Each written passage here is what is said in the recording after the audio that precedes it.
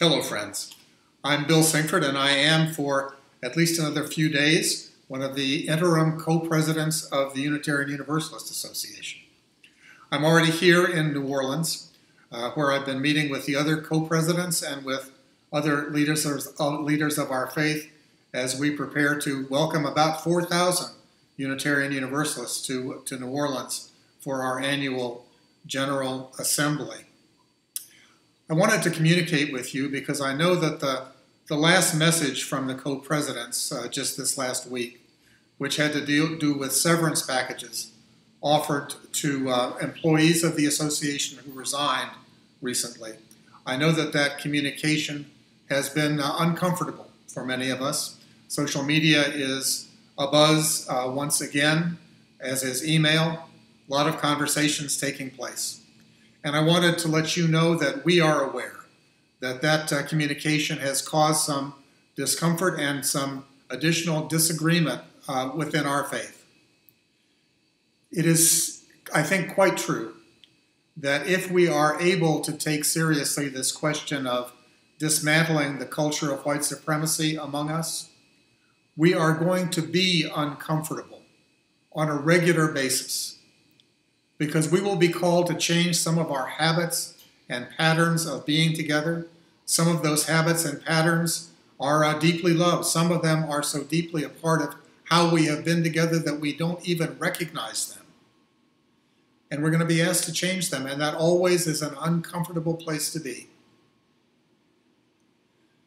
At the same time that I believe that that is true, and I do believe that that is true deeply, I'm also very aware that we live in a society where people of color are still being killed. Just this week, Philando Castile, who was killed by a police officer, that police officer was acquitted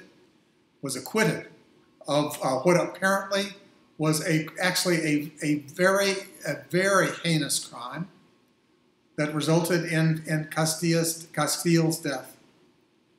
And I was reading some of the analysis and the reports of that killing, and realized that Castile had been stopped for minor traffic violations 52 times. The stop that led to his death was in no way unusual for him. It was the way he had to find a way to live. And so we live in this society which is deadly to persons of color.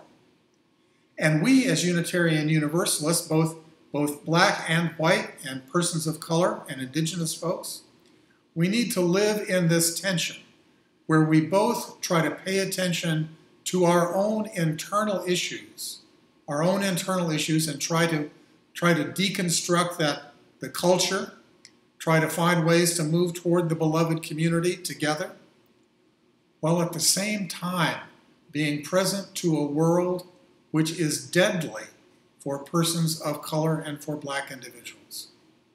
It's a tension which is not easy to live with, because it calls us to pay attention to things both dramatic and subtle within our faith, while at the same time needing to raise our voice for justice out in the larger world. I look forward to welcoming about 4,000 of you here in New Orleans in just days, where we will continue the conversation of how we move forward together.